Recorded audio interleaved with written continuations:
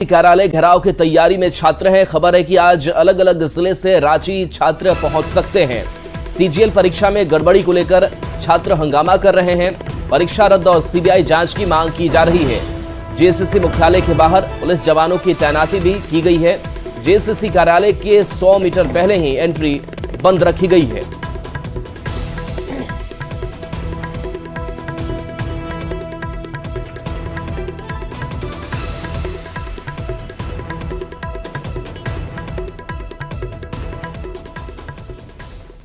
हेमंत सरकार की मैया सम्मान योजना को लेकर के सियासत गर्माती जा रही है। सरकार के वादे के मुताबिक 11 दिसंबर को पहली किस्त के 2,500 रुपए महिलाओं के खाते में आने वाले थे, जो अब तक नहीं आए हैं। अब इस पर सियासी बयानबाजी शुरू हो गई है। आबादी जो हमारी महिलाएं हैं उन्हें 1000 बढ़ाव करते 2500 ही वहां पे करना। सरकार की मनसा मैया योजना में ठीक नहीं। कहीं मैया सम्मान योजना नहीं रुकेगी।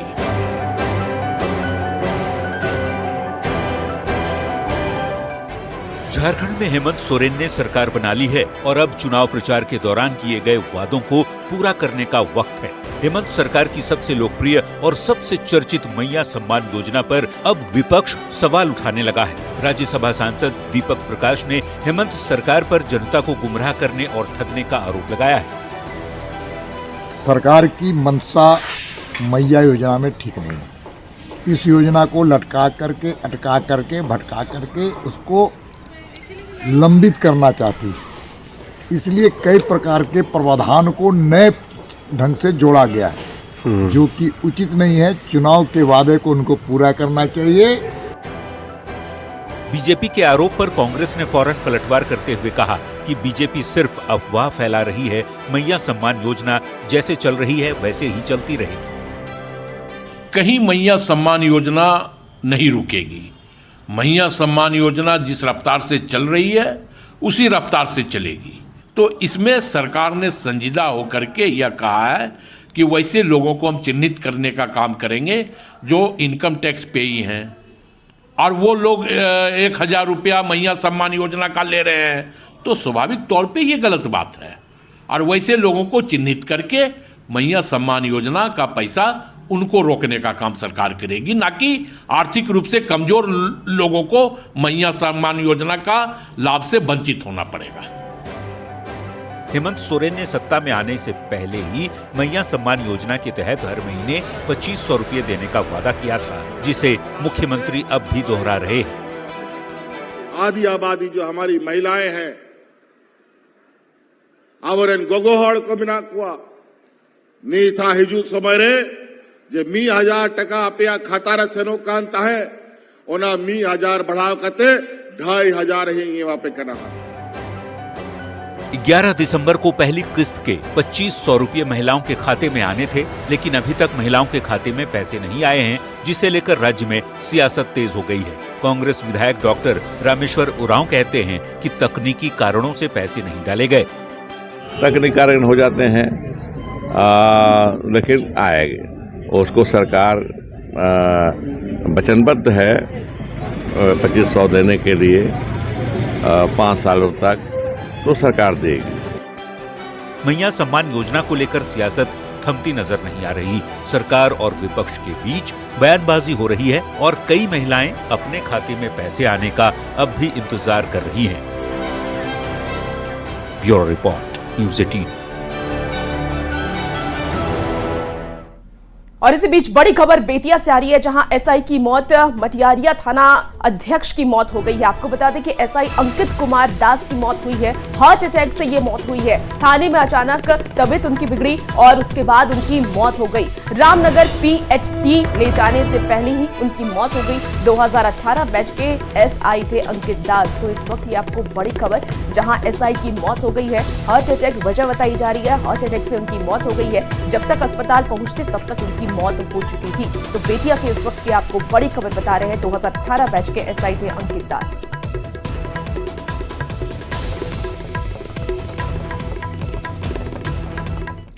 तिरहुत स्नातक उपचुनाव में जेडीयू प्रत्याशी अभिषेक झा को मिली करारी हार के बाद अभिषेक झा ने सोशल मीडिया पर पोस्ट करके एनडीए के कई नेताओं पर गद्दारी का आरोप लगाया था। वहीं अब इस मामले को लेकर मुजफ्फरपुर के साहिबगंज से बीजेपी विधायक राजू सिंह ने बड़ा बयान दे दिया है।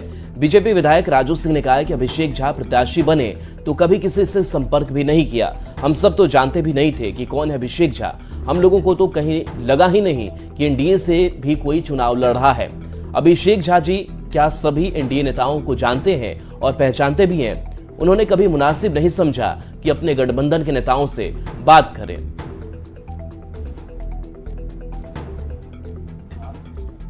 नहीं, मुझे तो इस पे कुछ बोलना नहीं है, लेकिन अभिषेक झा जी को पहले एनडीए के सारे नेताओं को जानते हैं, पहचानते हैं, और जानते पहचानते रहते तो निश्चित रूप से हम लोगों से राय मशवरा कोई ना कोई ली जाती। हम लोग तो बिल्कुल लग ही नहीं रहा था कि मेरे दल का कोई उम्मीदवार यहाँ से चुनाव लड़ रहा है।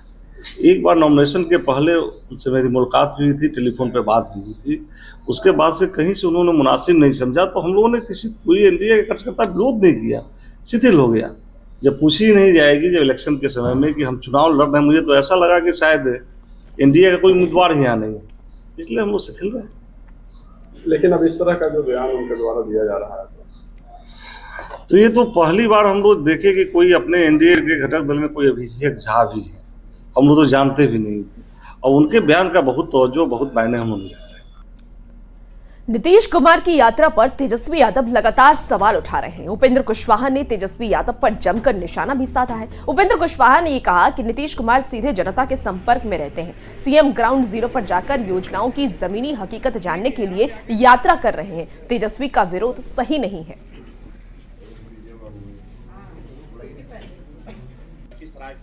सदन में आप तमाम मीडिया के भाइयों का हार्दिक स्वागत और अभिनंदन है। जी ने जानबूझकर प्रोग्राम बनाया कि हम गांव में जाएंगे, ग्राउंड जीरो पर जाएंगे, लोगों से मिलेंगे, जिनके लिए हम योजना चला रहे हैं उनको क्या लाभ मिल रहा है, नहीं मिल रहा है, वहाँ से फीडबैक लेंगे। तो इसके लिए तो मुख्यमंत्री जी का धन्यवाद किया जाना चाहिए। अब विरोधी पक्ष के लोग हैं तो कोई भी काम अच्छा भी हो सरकार की ओर से तो उसकी हम आलोचना करें, यह तो ठीक नहीं है। सीएम नीतीश के महिला संवाद यात्रा के खर्चे पर तेजस्वी ने सवाल खड़े किए हैं। तेजस्वी के सवाल पर डिप्टी सीएम विजय कुमार सिन्हा ने पलटवार किया है। डिप्टी सीएम ने कहा कि चार्टर में केक काटने, हेलीकॉप्टर को ट्रैक्टर की तरह चलाने में कितना खर्च आया। डिप्टी सीएम ने भ्रष्टाचार को लेकर लालू परिवार पर जमकर हमला बोला।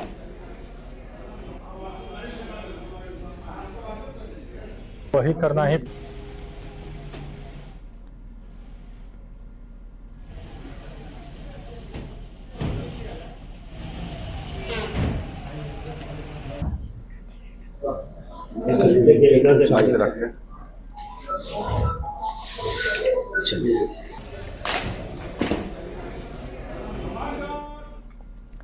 दानापुर में जेडीयू के महानगर जिला कार्यकर्ता सम्मेलन का आयोजन किया गया। सम्मेलन में मंत्री श्रवण कुमार, पूर्व मंत्री श्याम रजक समेत कई नेता शामिल हुए। मंत्री श्रवण कुमार ने सीएम नीतीश के काम की तारीफ करते हुए ये कहा कि 2025 में भी नीतीश कुमार को आशीर्वाद मिलेगा। तो श्याम रजक ने आरजेडी के परिवारवाद पर हमला बोला।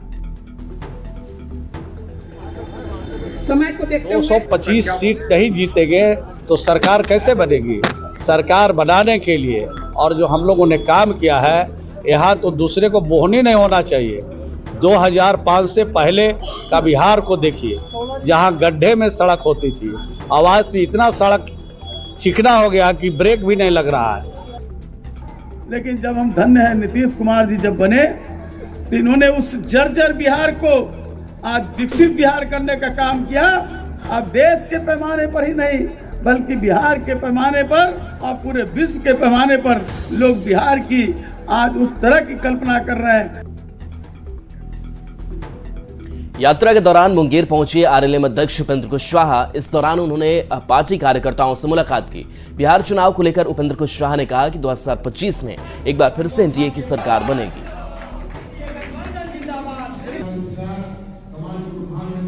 लोकसभा चुनाव में फिर एनडीए की सरकार बनेगी, मजबूती से सरकार बनेगी। हमने जैसा कि कहा कि हम तो पूरे बिहार की यात्रा करते हुए यहाँ पहुंचे हैं, हर जिला में गए 2-2.5 महीना के अंदर, और सब जगह लोगों के उत्साह को देखने के बाद मेरा भरोसा तो पक्का हो गया है कि फिर से एक बार एनडीए की सरकार बिहार में निश्चित रूप से बनेगी।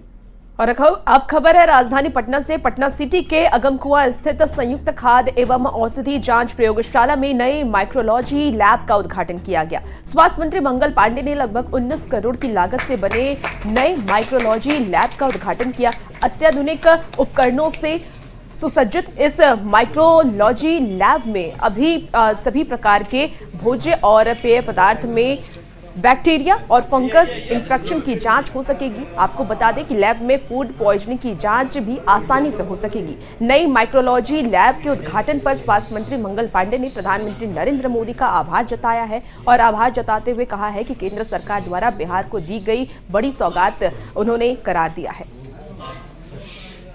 और अन्य विशेष उपहार बिहार को मिला है, मतलब आदरणीय नरेंद्र मोदी जी की तरफ से आदरणीय नीतीश कुमार जी को और उनके सरकार को, उनके राज्य को फिर एक तोहफा भारत की सरकार ने दिया जब इस फूड एंड ड्रग लेबोरेटरी में नया माइक्रोबायोलॉजी लैब अधिष्ठापित किया गया।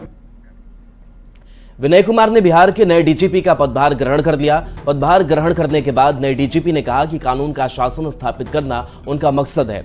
अपराधियों पर प्रहार किया जाएगा, स्पीडी ट्रायल को तेज किया जाएगा। नए कानून के तहत अपराधियों की संपत्ति जब्त होगी। एनडीपीएस एक्ट शराबबंदी कानून के तहत भी संपत्ति जब्त होगी। तय समय में अनुसंधान को पूरा किया जाएगा। उसका सबसे बड़ा स्तंभ है रूल ऑफ लॉ। कानून का शासन स्थापित करना हमारी सर्वोच्च प्राथमिकता रहेगी। कानून के शासन को स्थापित करने के लिए जितने भी नियम, परिनियम, अधिनियम हैं, सभी को प्रभावकारी ढंग से लागू किया जाएगा और अपराधियों पर काफ़ी सख्त नकेल कसा जाएगा और अपराधियों पर चतुर्दिक दिशा से प्रयास किया जाएगा। इन्वेस्टिगेशन हो, इन्वेस्टिगेशन को प्रभावी किया जाएगा। स्पीडी ट्रायल में धार लाने की कोशिश की जाएगी। नए डीजीपी विनय कुमार ने जैसे ही बिहार की कमान संभाली वैसे ही अब अपराधियों पर नकेल कसने की तैयारी शुरू हो गई है। मोतिहारी में भी एसपी स्वर्ण प्रभात ने नए आपराधिक कानून की धारा 107 बीएनएस का हवाला देते हुए निर्देश दिया है कि जिसने भी अपराध के जरिए बड़ी संपत्ति दर्ज की है उसे चिन्हित करके रिपोर्ट उपलब्ध कराए। उन सभी अपराधियों को रिपोर्ट न्यायालय में देना होगा और नए आपराधिक कानून के तहत उनकी संपत्ति को जब्त किया जाएगा। एसपी के इस निर्देश के बाद सभी थाने के पदाधिकारी इस कार्य में लगे हुए हैं। पुलिस को ये शक्ति दी गई है कि अनुसंधान के क्रम में अगर पुलिस पदाधिकारी को ये पता चलता है कि किसी अपराधी के द्वारा अपराध से किसी संपत्ति को अर्जित किया गया है तो ऐसे में ये संपत्ति जो है कोर्ट के आदेशानुसार जब्त की जा सकेगी। और इसी क्रम में सभी थानाध्यक्ष को निर्देश दिया गया है कि अपने थाना अंतर्गत ऐसे अपराधियों को चिन्हित करें जिन्होंने अपराध से संपत्ति अर्जित की है। ऐसे अपराधी, ऐसे इनामी अपराधी, ऐसे शराब माफिया, ऐसे ड्रग्स तस्कर, ऐसे भू माफिया, इन सभी की सूची बनाते हुए इनके विरुद्ध जो है कोर्ट में आवेदन देने को निर्देशित किया गया है और कोर्ट के आदेश के बाद जो है इनकी संपत्ति जो है जल्द से जल्द। जमुई में ट्रैफिक नियंत्रण में जुटे एक सब इंस्पेक्टर इन दिनों चर्चा में है। ट्रैफिक नियंत्रण और नियमों के पालन कराने का उनका अलग ही अंदाज है।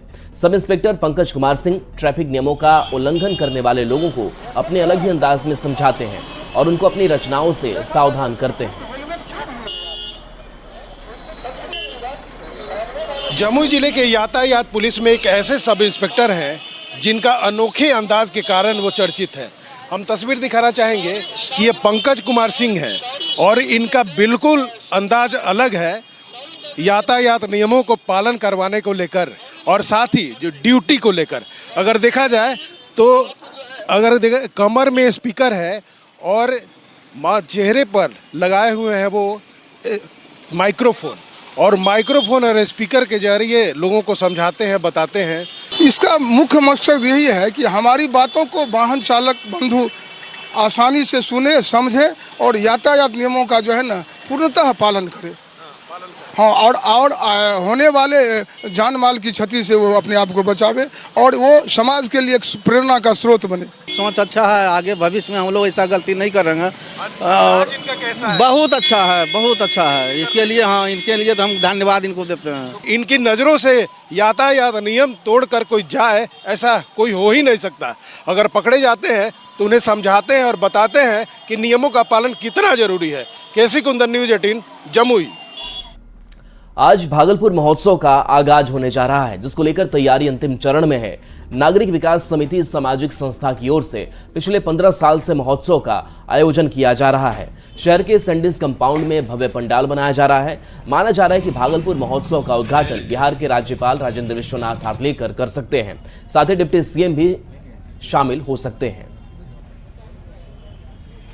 भागलपुर महोत्सव का आगाज होने जा रहा है। शहर के ऐतिहासिक सैंडिस कंपाउंड मैदान में भव्य पंडाल का निर्माण कराया जा रहा है। तस्वीरों में साफ तौर पर आप देख सकते हैं कि किस तरह से भागलपुर महोत्सव को लेकर जो तैयारी है वो अंतिम चरण में पहुंच गई है और काफ़ी सालों के बाद जो है, कोरोना काल के बाद भागलपुर महोत्सव का एक बार फिर से आगाज होने जा रहा है। संभावना जताई जा रही है कि बिहार के राज्यपाल भागलपुर महोत्सव का उद्घाटन करेंगे। कितनी तैयारी हो गई है और कौन कौन आ रहे हैं इस बार? सारी तैयारी आपका देख रहे हैं, भागलपुर सज धज के नागरिक विकास समिति ने आपको रख दिया है और सारी तैयारियां यहाँ हो चुकी है। और जो बचा कुचा काम है, आज 14 तारीख है, शाम तक हमारा सब तैयारी हो जाए। यस, संभावना जताई जा रही है कि इस बार भागलपुर महोत्सव में जो उद्घाटन समारोह है उसमें बिहार के राज्यपाल सहित उप मुख्यमंत्री शामिल होंगे। साथ ही साथ कई फिल्मी सितारे इस समारोह में शिरकत करेंगे। विकास कुमार सिंह, न्यूज़ 18, भागलपुर। पटना के गांधी मैदान में लगा सरस मेला लोगों के आकर्षण का केंद्र बना हुआ है। 25 राज्यों से आई महिला उद्यमियों ने 500 स्टॉल पर हस्तशिल्प कला का प्रदर्शन किया है। साथ ही घरेलू या कुटीर उद्योग में बने सामानों की भी प्रदर्शनी लगाई है। तो पटना के सरस मेला की ये तस्वीरें देख रहे हैं, जहां पर 500 महिला उद्यमियों ने स्टॉल लगाई है। ग्रामीण महिलाओं के उद्यमिता के विकास के लिए इस बार फिर से गांधी मैदान में सरस मेला का आयोजन किया गया है। 25 राज्यों के महिलाएं यहां पर मौजूद हैं जो कि अपने अपने स्टॉल को लेकर आई हैं और 500 स्टॉल हैं जिस पर जो महिलाएं हैं उनके द्वारा जो सामग्रियां बनाई गई हैं उस स्टॉल पर आप देख सकते हैं कि जहां तक आपकी नज़र जाएगी करीब 500 स्टॉल हैं और तमाम स्टॉलों पर जो ग्रामीण महिलाएं हैं उनके द्वारा जो अपने उद्योग लगाए जाते हैं, उनके द्वारा जो बनाए जाते हैं, वो चीज़ यहाँ पर प्रदर्शित की गई है। और सबसे बड़ी बात है कि जो भाषाएं हैं उस भाषाओं को लेकर अलग अलग चैम्बर्स बनाए गए। आप देख सकते हैं मैथिली भाषा का है, अंगिका भाषा का है, भोजपुरी भाषा का है और फिर माघी भाषा का है। जो महिलाएँ बनाती हैं वो उसका ये स्टॉल लगा हुआ है, उसके सामान बनाया है, उसकी प्रदर्शनी यहाँ लगी हुई है। उसके बाद आप देख सकते हैं ये शहद है जो महिलाएं घरों में अपने तैयार करती हैं। दीदी हैं, शिल्प संघ से जुड़े हुए हैं, इसमें लाखों महिला जुड़ी हुई है। इसमें हम लोग हस्तशिल्प का सामान बनाते हैं खुद हाथ से और यहाँ पे सरस मेला लगा हुआ है। हम लोगों को पीसी से मेला मिला है, हम लोग यहाँ पे उपस्थित है। या जो हम लोग अचार पापड़ जो कहते हैं कि आज भी जब आदमी अर्बन एरिया में रहने लगते हैं तो अचार पापड़ नहीं बनाते हैं, लेकिन वो गांव की जो सोंधी खुशबू है वो आपको सरस मेला में मिलेंगे। वो सारी चीज़ें, वो महिला आत्मनिर्भर बने, ये बिहार सरकार का प्रयास है और ये सरस मेला उस माध्यम को और मजबूत करती है। न्यूज़ 18 के लिए पटना से धर्मेंद्र कुमार। गोपालगंज से बड़ी खबर, जहां मणिपुर में 2 प्रवासी मजदूर की हत्या हो गई है। गोली मारकर 2 मजदूर की हत्या कर दी गई है। खबर है कि गोपालगंज के रहने वाले दोनों मजदूर हैं। सदर प्रखंड के राजवाही बिंटोली के रहने वाले मृतक बताए जा रहे हैं। वीरेंद्र मुखिया के बेटे सोनालाल और मोहन सहनी के बेटे दशरथ कुमार के रूप में मृतक की पहचान हुई है।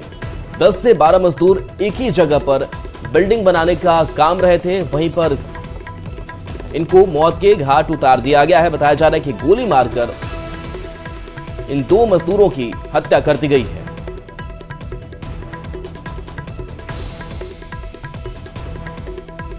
तो मणिपुर में 2 मजदूर की हत्या की गई है, गोली मारकर 2 मजदूर की हत्या की गई है। बताया जा रहा है कि 10 से 12 मजदूर की संख्या जो बिल्डिंग बनाने का काम कर रहे थे। हालांकि गोली क्यों मारी गई है, क्या वजह रही, ये अब तक साफ नहीं हो पाया है।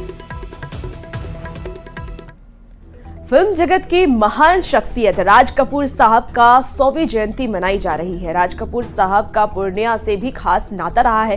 कहते हैं कि महान अंचलिक कथाकार फडणवीश्वर नाथ रेणु की कहानी मारे गए गुलफाम पर तीसरी कसम फिल्म में बनी थी, जिसमें राज कपूर ने हीरामन और वहीदा रहमान ने हीराबाई की भूमिका निभाई थी। तब से पूर्णिया और गुलाबबाग मेला का नाम राष्ट्रीय पटल पर छा गया। हालांकि अब ना तो हीरामन की बैलगाड़ी चलती है और ना ही हीराबाई की घुंघरू की खनक सुनाई देती है, लेकिन पूर्णिया के लोग राज कपूर की यादों को आज भी जीवंत रखे हुए हैं। पूर्णिया में राज कपूर की 100वीं जयंती मनाई जा रही है। पूर्णिया के कलाकार अपने तरीके से तीसरी कसम का गाना गा रहे हैं। हम सब शताब्दी वर्ष में उनको श्रद्धांजलि अर्पित करते हैं और वो सही माने में हिंदी फिल्म जगत के सबसे बड़े शोमैन थे, सबसे बड़े पारखी थे, जिन्होंने हम लोगों के आंचलिक कथाकार फणीश्वर नाथ रेणु का जो प्रमुख उपन्यास कह दीजिए कि जो मारे गए गुलफाम, जो तीसरी कसम के नाम से मूवी बनी थी, शैलेंद्र साहब की मूवी, उसमें उन्होंने अभिनय किया। मुंबई दौरे में यूपी के सीएम योगी आदित्यनाथ से रिलायंस इंडस्ट्रीज के डायरेक्टर अनंत अंबानी ने मुलाकात की, जिसकी तस्वीरें उन्होंने अपने ट्विटर हैंडल में पोस्ट की है। सीएम योगी वर्ल्ड हिंदू इकोनॉमिक्स फोरम के कार्यक्रम में शामिल हुए। वहीं सीएम योगी से रिलायंस इंडस्ट्रीज के non executive director Anant Ambani ने मुलाकात की।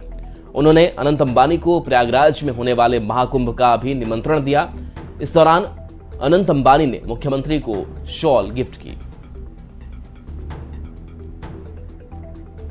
तो ये तस्वीर आपको दिखा रहे हैं जहां सीएम योगी और अनंत अंबानी की मुलाकात हुई है और इसके साथ साथ महाकुंभ में आप आइए, ये न्योता भी अनंत अंबानी के लिए दिया गया है। प्रयागराज महाकुंभ में आने का न्योता उन्होंने दिया है। योगी आदित्यनाथ ने ये तस्वीर साझा की है और कहा है कि हमने मुलाकात की है और इस मुलाकात के जरिए कई बातचीत भी हुई है, साथ ही साथ हमने निमंत्रण भी दिया है कि आप महाकुंभ में आए। तो बड़ी तैयारी है महाकुंभ की और ऐसे में ये मुलाकात दोनों की। फिलहाल इस बुलेटिन में इतना ही। खबरों का सिलसिला न्यूज़ 18 बिहार झारखंड पर जारी है।